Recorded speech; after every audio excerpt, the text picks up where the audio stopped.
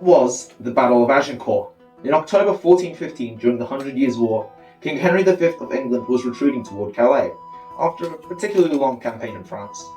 His army was exhausted, suffering from dysentery and badly outnumbered. Near the village of Agincourt, the French intercepted him with a force of approximately 20,000 to 30,000 men, facing Henry's force of approximately 6,000, many of which conveniently were longbowmen. The battlefield was narrow farmland, recently plowed and soaked by rain. This made it heavy with mud. Henry placed his men in a defensive line, protected by stakes on their sides to stop them from being outflanked.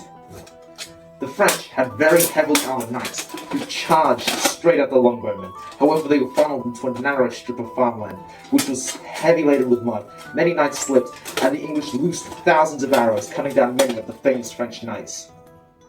The battle was won by the English, and by the end of the day, French casualties numbered in the thousands, while English losses were minimal.